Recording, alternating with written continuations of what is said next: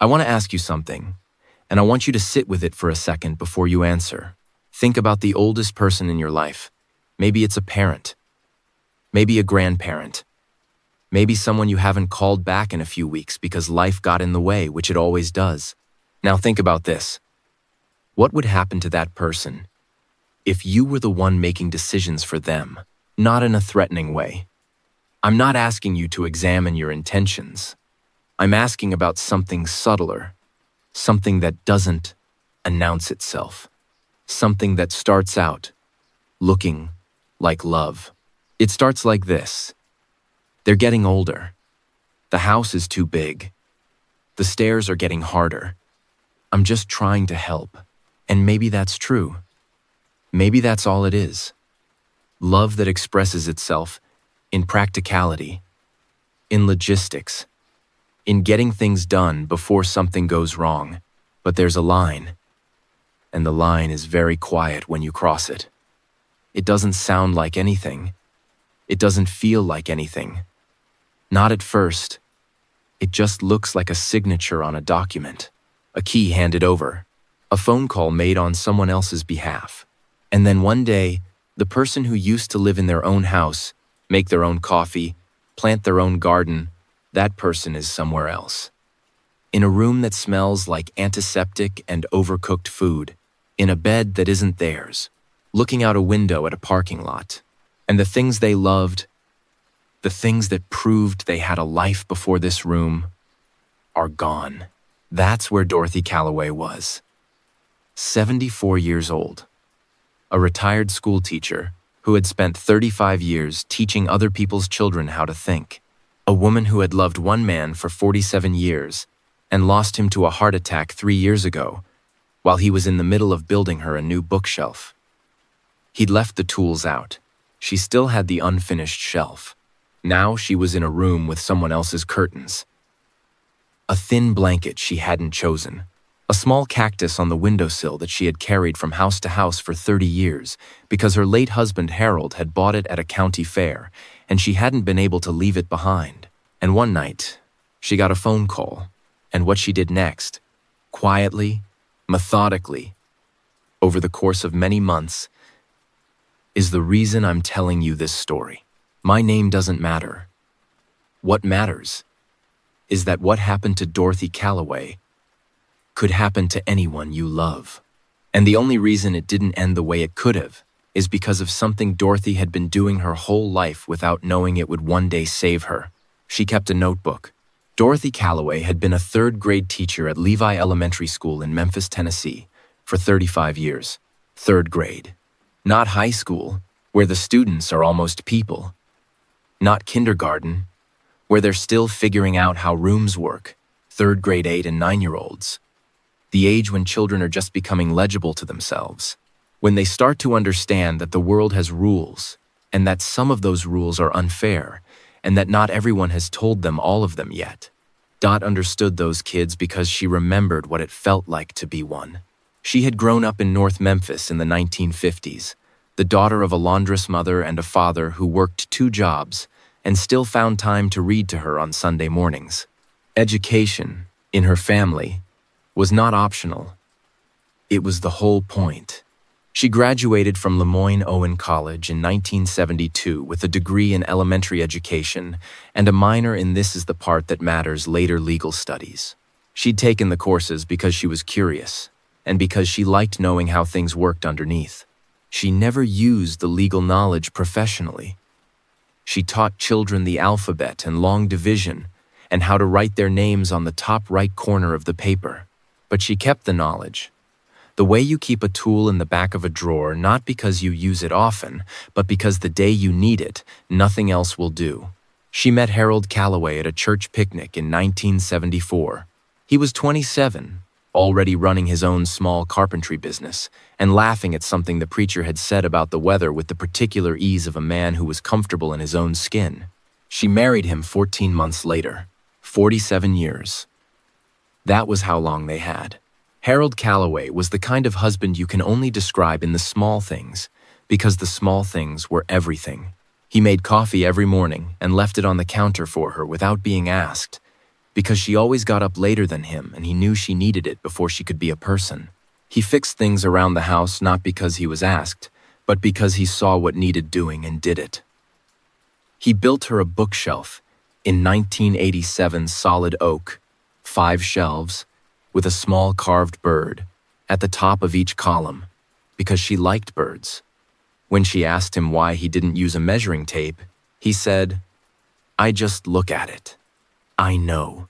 When he died, 3 years before this story begins, the bookshelf was still on the wall. The tools from the unfinished new one were still in the garage. Dot did not remove them. She had a son. His name was Marcus. And he was 50 years old.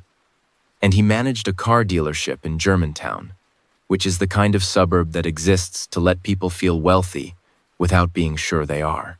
He drove a new truck every other year. He wore a watch that cost more than Dot's monthly Social Security check. He had married a woman named Sandra, who sold real estate and wore the specific expression of someone who was always in every room calculating what the room was worth. Dot loved Marcus. That is not nothing. That has to be said first, and said clearly. She loved him the way you love someone you made, someone you watched, learned to walk, someone who called you crying from college because a girlfriend had broken up with him and he'd said "Mom" in a voice that was still 8 years old under everything else. She loved the version of him that still existed somewhere underneath the man who had become difficult to read. She also, by the time this story starts, was afraid of him. Not in the way you are afraid of a stranger. In the way you are afraid of someone familiar who has been changing so gradually that you're not sure when the change started, only that you looked up one day and didn't entirely recognize the person in front of you. It had started simply. 2 years before the story begins, Marcus had sat her down at her kitchen table, in the house on Beale Court she'd owned for 40 years, and explained, in the gentle voice people use when they've already decided something, that she was getting older, that the house was too big, that the stairs were a concern, that he and Sandra had looked into some options, and there was a really lovely facility in Collierville, with activities and medical staff on site, and everything Dot could possibly need. Dot had said she wasn't ready to leave. Marcus had said he understood. And then, 3 months later, he'd sat her down again, and then again, until the conversation stopped being a question and started being a presentation. She had, in the end, signed the power of attorney document his lawyer prepared. Marcus explained it as a practical measure, a way for him to help manage her finances and property, in case she needed him to. A precaution. The document was real. The signature was hers. Dot understood what she was signing. She had read every word, twice, because she was a person who read every word. But she had signed it because she was tired of fighting the conversation, because she was 72 and grieving, and Harold was gone and she hadn't been sleeping right, and because this is the part she came back to later, in the dark, trying to understand herself, because she loved her son, and she wanted to believe he loved her back in the same currency. She was wrong. Not about the love, about the currency. 3 months after she signed, Marcus used the power of attorney to list the house on Beale Court. He listed it for $190,000. The market value, according to a comparative analysis that came out much later, was $275,000. The buyer was a property management LLC that had, when you traced the paperwork far enough, a member whose name appeared on documents Marcus had also signed. Dot found out when the real estate agent came to take photos. She was standing in Harold's workshop when the woman knocked on the back door. She was holding a camera bag and a cheerful expression and said she was there for the listing photos. And Dot had stood in the doorway of the workshop that smelled like sawdust and old varnish and said, "What listing?" She was moved to Sunrise Gardens Care Center in Collierville 6 weeks later. Her furniture went into a storage unit Marcus said he would manage. Most of it she never saw again. She brought what she could carry: 3 boxes of books, her winter coats, the cactus, and a green composition notebook she'd been keeping for the last 4 months. Because as she had explained to no one, because no one had asked, she was a teacher, and teachers write things down.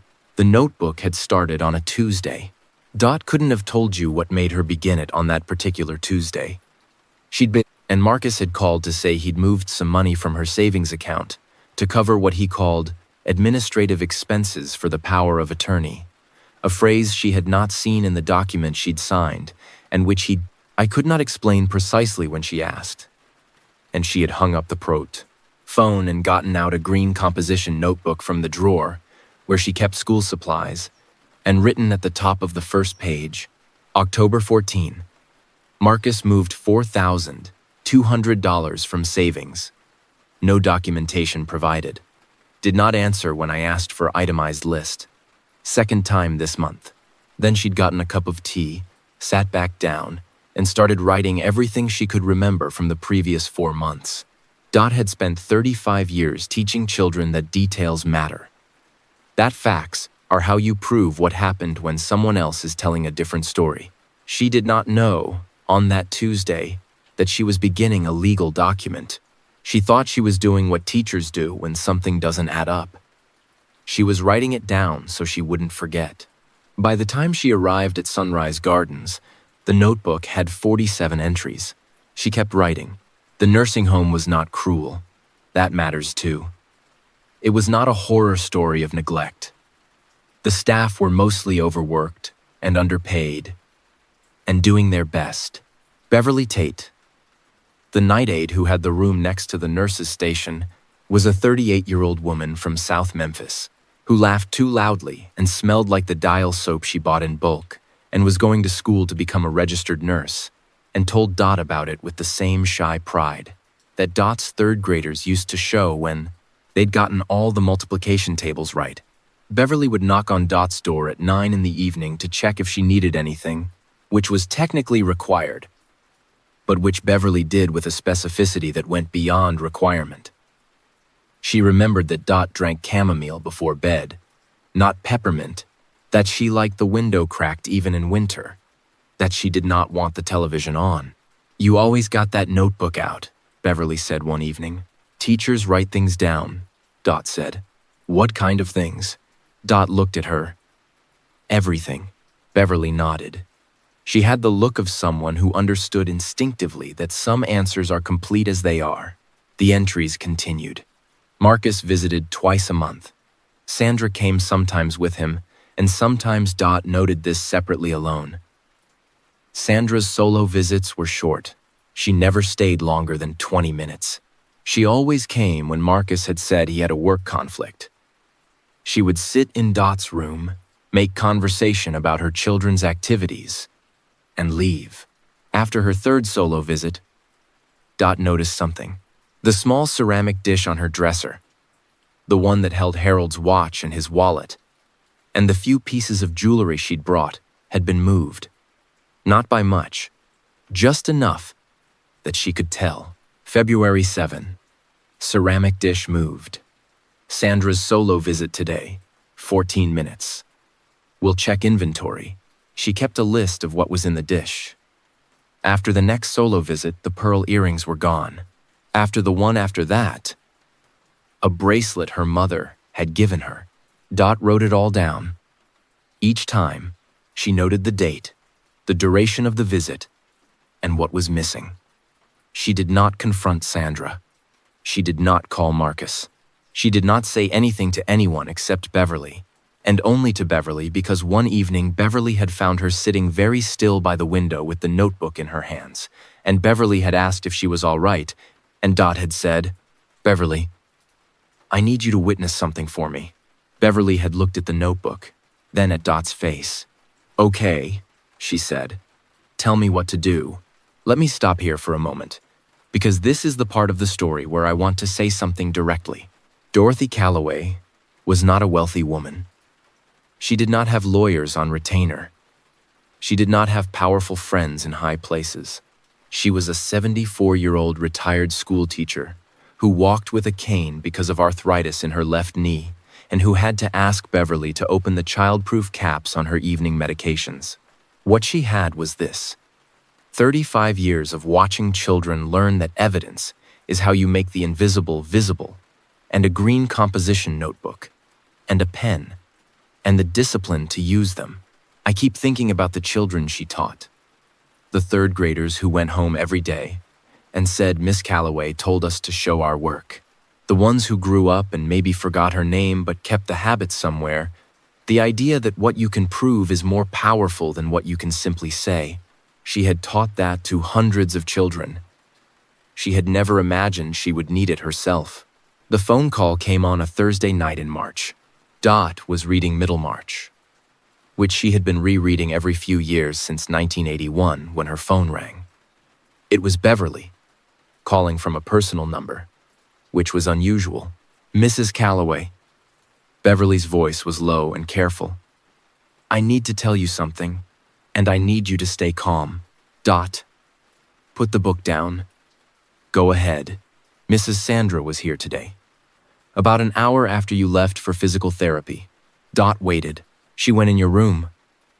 I wasn't supposed to be on the floor at that time, but I was covering for someone. I saw her. What did she take? A pause. The gold ring.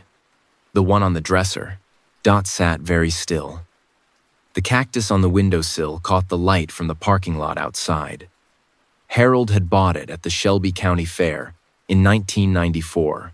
It was the only plant he had ever voluntarily purchased, and Dot had always thought it survived because it was as stubborn as he was.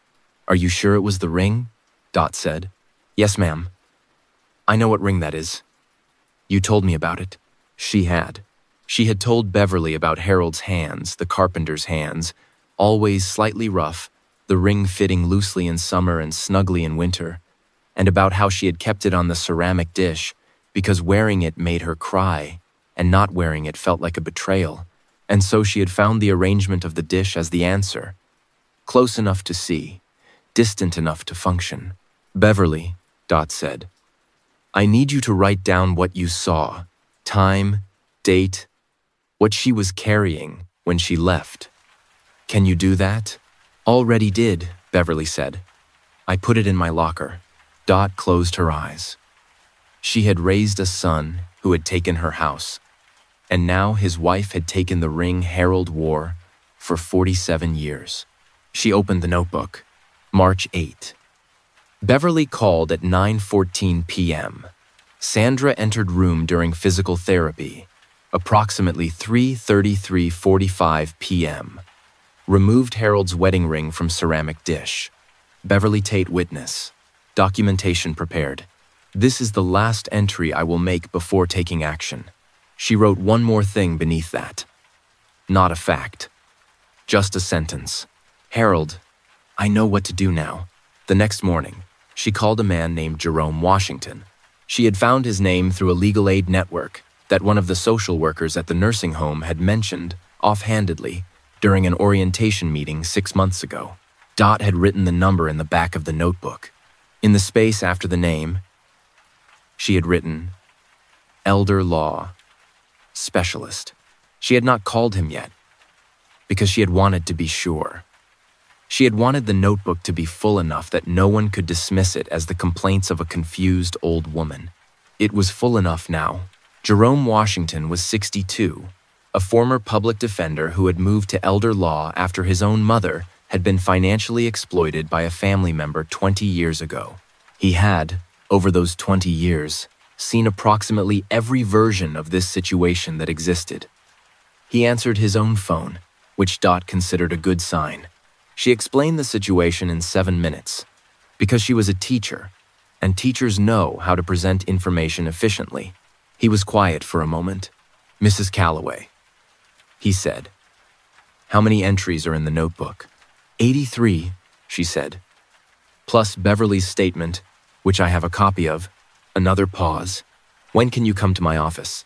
She could not easily arrange transportation, so he came to her instead, a detail she noted in the notebook. Jerome Washington was a tall man with reading glasses he wore low on his nose and a way of listening that reminded Dot of the best students she'd had, the ones who didn't speak while you were talking, who let the information settle before they responded, who understood that most things worth knowing required more than one pass. He read the notebook for 45 minutes. He did not say anything while he read it. When he finished, he set it down on the side table and looked at Dot over his glasses. "Mrs. Calloway," he said, "do you know what self-dealing is in the context of a power of attorney?" "Duty of loyalty," she said. "The agent is prohibited from entering transactions that benefit themselves or parties connected to them at the expense of the principal." Tennessee Code, Section 346108. Jerome looked at her. Then he looked at the red pen in her pocket. "You were a teacher," he said. "Third grade," she said. 35 years. He nodded slowly. "The sale of the house," he said. "Listed at $190,000 when comparable properties were selling at $270,000 to $280,000. The buyer had a connection to Marcus. Yes, the jewelry, the ring. Beverly Tate's statement. Yes, this is elder financial abuse under Tennessee law," he said. Chapter 71, Article 6. Civil remedy and potential criminal prosecution. "I know," Dot said. "The power of attorney can be challenged and potentially voided. The house sale can be reviewed. There are remedies." "I know," Dot said again. He looked at her for a long moment. "Mrs. Calloway, why did you wait this long?" She thought about it honestly. "Because I needed them to keep going," she said. "If I'd stopped them early, they'd have claimed it was all a misunderstanding. One entry. Maybe two, that's a confused old woman making accusations. 83 entries, with dates, amounts, and a witness is something else." Jerome Washington put his glasses on the table. He seemed for a moment to be doing what people do when they encounter something unexpected and need to recalibrate. "We're going to file with Adult Protective Services," he said, "and simultaneously petition to revoke the power of attorney. The criminal referral comes after we have the full financial forensic report." "Good," Dot said. "It's going to take time. Marcus will fight this. I know. He may try to use the POA itself to obstruct proceedings. He may argue that you lack the capacity to make decisions." Dot picked up the notebook from the side table, held it for a moment, and set it back down. "Let him try," she said. The Adult Protective Services investigation took 4 months. Dot had been warned it would take time. Jerome had warned her. Beverly, who had become a specific kind of ally, practical, steady, not given to false reassurance, had warned her too. "The system moves like it moves," Beverly said one evening, sitting in the chair by Dot's window with her own cup of chamomile, which she'd started having because Dot always made 2. "You can't push it. You can only make sure your evidence is right there when it's ready to move." Dot understood. She was still afraid. Not of the process. Of what Marcus would do when he found out it had started. She found out what he would do in September. Jerome called her on a Tuesday afternoon, and his voice had the particular quality of someone delivering information they had prepared themselves to deliver. "Marcus has filed," he said. "Petition for judicial determination of incapacity." Dot understood immediately what that meant. If a court declared her legally incapacitated, she would lose the right to make decisions about her own life. Her money, her medical care, her living arrangements, all of it would pass to a guardian. Marcus would petition to be that guardian. If he succeeded, the APS investigation became irrelevant. She would have no legal standing to pursue it. "How strong is his case?" Dot asked. "It's thin," Jerome said. "He's alleging memory problems, disorientation, inability to manage daily tasks. He has no medical evidence. The nursing home's records, which I've already subpoenaed, show no documented cognitive concerns. But it buys him time." Dot said, "Yes. The petition triggers a mandatory hearing before Judge Howell. A court-appointed evaluator will assess your capacity. If the evaluation goes poorly, it won't," Dot said. "I know, but I need you to understand what the stakes are." She knew what the stakes were. She had taught 3rd grade. She knew what it looked like when someone tried to take a story away from a child by making people doubt the child's ability to tell it. This was the same thing. Different classroom, different age, same move. "Jerome," she said. "What day is the hearing?" "November 3rd, 9 in the morning." "Good," she said. "I have 7 weeks." She spent the first of those 7 weeks doing something that surprised Jerome when she told him. She went back through the notebook and reorganized every entry by category: financial transactions, property, personal belongings, visitor logs, Beverly's statements, now totaling 9 separate entries. She created an index on the last page. The second week, she wrote a 4-page summary document date-stamped, signed, witnessed by Jerome that laid out the timeline with the precision of someone who had spent a lifetime writing lesson plans.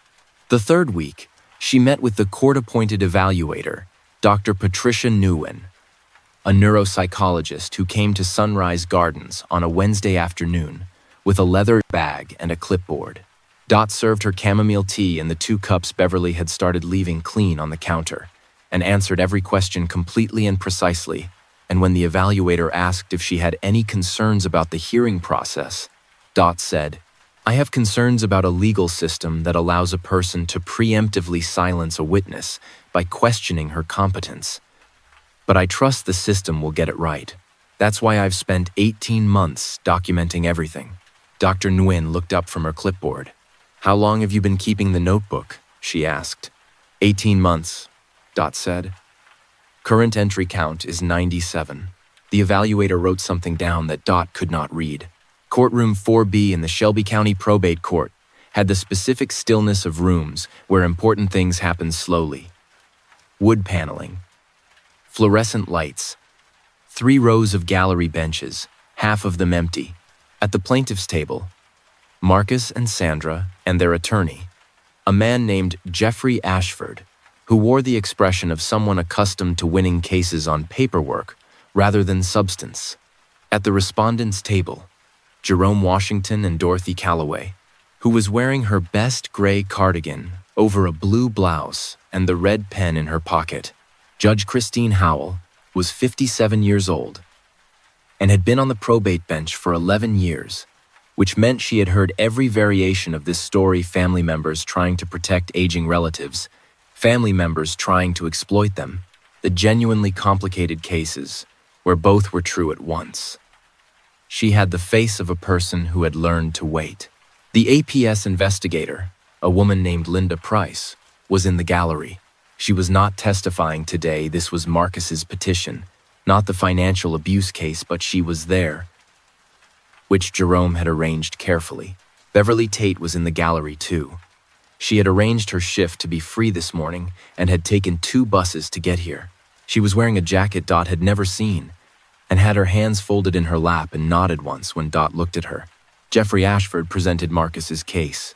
The argument was structured around vagueness, memory lapses, unspecified, confusion about finances, vague, an incident in which Dot had allegedly expressed not recognizing a family friend, unverified, no date given. He submitted no medical records, no testimony from medical professionals. He submitted instead a letter from Marcus and a letter from Sandra describing their concerns about Dot's well-being. Jerome objected to the letters as self-serving hearsay.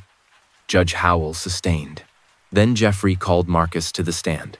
Marcus was a large man with his father's build and his mother's eyes, which was the thing that Dot found hardest to look at: the eyes, Harold's eyes, in a face that had made choices Harold never would have.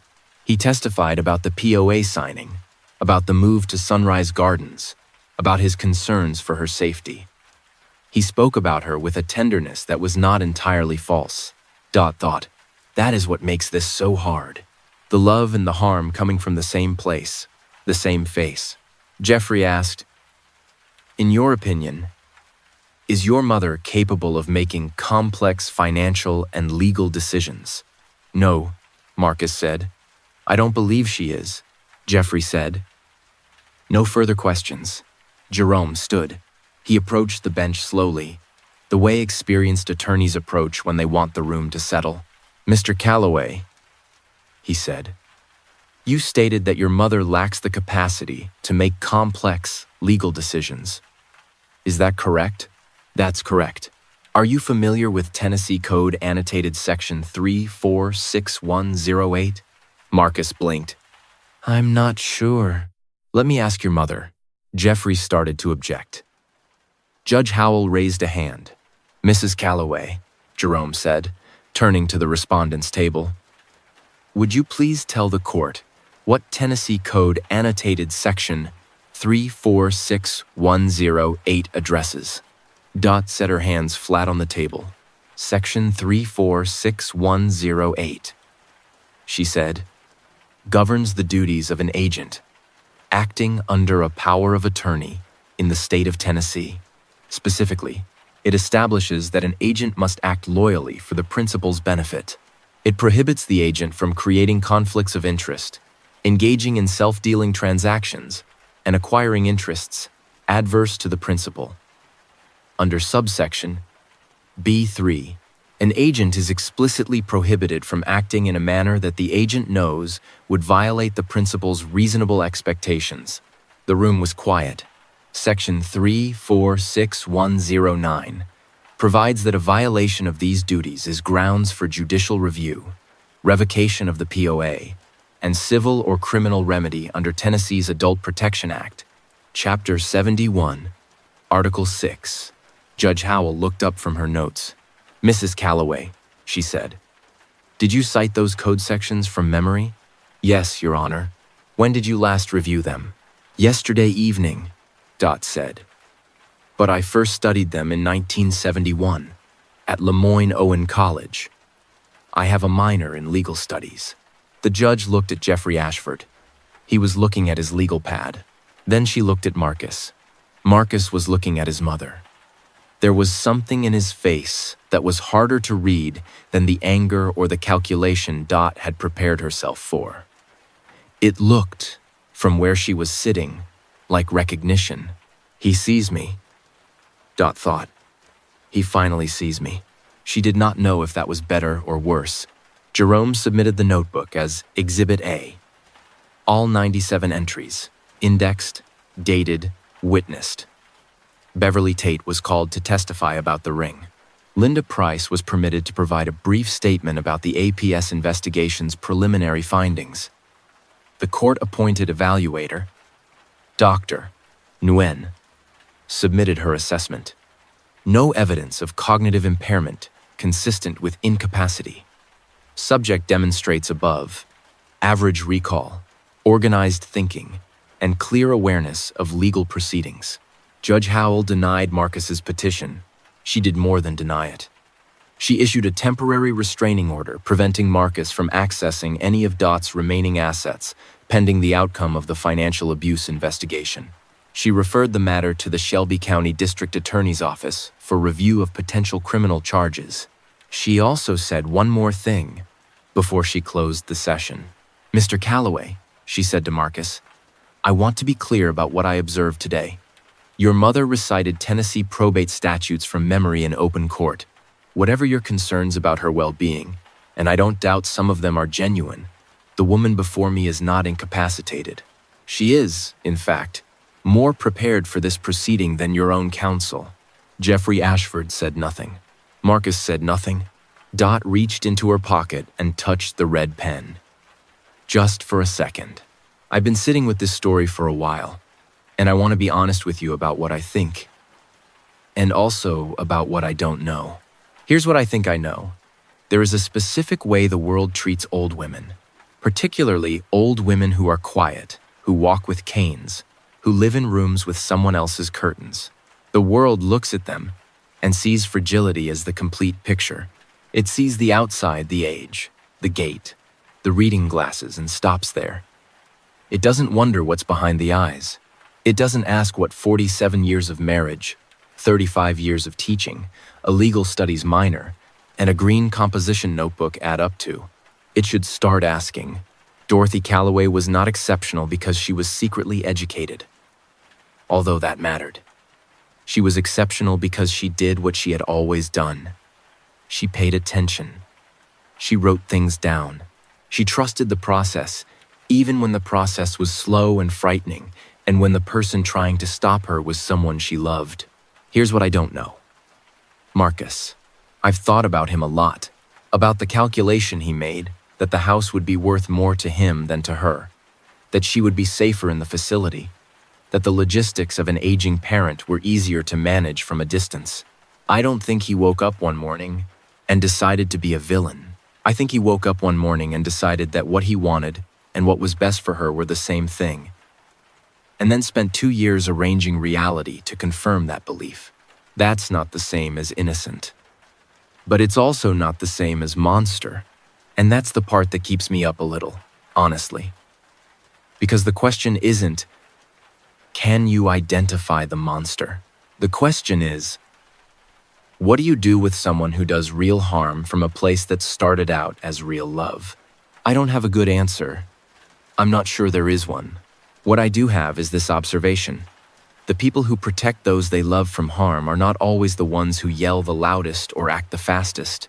Sometimes they're the ones who sit quietly in a room with a red pen and a green notebook and write down every single thing, day after day, because they were taught that evidence is how you make the invisible visible.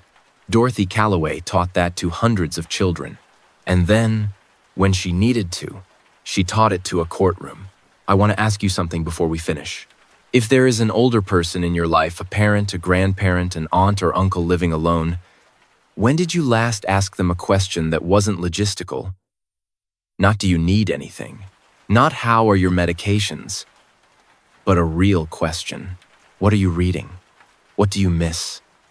What do you know that you've never had a reason to tell anyone? Because here's what I've learned from Dorothy's story. The people we are most likely to underestimate are often the ones who have been paying attention the longest. They've been watching. They've been writing it down. The question is whether anyone will ask to read what they wrote. The criminal investigation into Marcus and Sandra Calloway took another 7 months to complete. In the end, the Shelby County District Attorney's Office charged Sandra with theft of personal property, the ring, the jewelry, the items documented in the notebook, and Marcus with elder financial exploitation under Tennessee law related to the sale of the Beale courthouse. Sandra accepted a plea agreement that included restitution and probation. Marcus's case went to trial. He was convicted. He was sentenced to 3 years probation. Restitution in the amount of $92,000, the difference between the sale price and the assessed market value, and 60 hours of community service. Dot did not attend the sentencing. Jerome had told her she could, and she had said she didn't need to.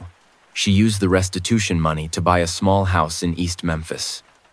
2 bedrooms, a back porch that needed work, which she chose specifically because it needed work, because she thought she might like to learn something new with her hands. She planted a garden in the spring. Not Rose's vegetables, which Harold had always said were more honest than flowers. The unfinished bookshelf from the Beale Court garage was, against all odds, in the storage unit Marcus had been paying for. The storage unit contents came to Dot as part of the civil settlement. The shelf was still there, Harold's tools still stacked beside it. She put the shelf in the back bedroom. She left the tools where they were. Beverly Tate finished her nursing degree in March of the following year. Dot attended the graduation. She brought a card and a gift certificate to a bookstore and a small ceramic bird she had found at an antique market. Beverly's mother was there, and her 3 sisters, and they were the kind of loud, specific family that fills a room with their own language. And Beverly introduced Dot to her mother and said, "This is Mrs. Calloway. She's the one I told you about." Beverly's mother hugged Dot for a long time without saying anything, which Dot thought was the right response. The cactus is on the windowsill of the new house. Harold's ring is in the ceramic dish on the dresser back where it belongs, returned by the court as part of the property recovery. Dot still walks with the cane. She still keeps the red pen in her pocket. She started a new notebook in January. At the top of the first page, she wrote, "This is the record of what happens next." Jerome Washington called her the week after she moved in. partly to go over some final paperwork, and partly she knew this because he was the kind of lawyer who followed up. He asked how the house was. "It's mine," she said. "That's the right answer," he said. She asked about Precedent, his elderly rescue dog. "Sleeping in the sun," he said. "That's all he does anymore." "Sounds about right," Dot said. She was quiet for a moment, looking out the window at the garden, which was just dirt and the possibility of something better. "Jerome," she said. "Thank you." He made a sound that wasn't quite a word. Then he said, "Mrs. Calloway, you had 97 entries before I read a single page. I just showed up and stood next to you." Dot thought about that. "That's all anyone ever needed," she said. "If someone you love is getting older, don't wait for something to go wrong before you ask what's going on. And if you're the one getting older, write it down. All of it. The things that don't add up. The dates, the names, the amounts. Show your work. Take care of each other out there."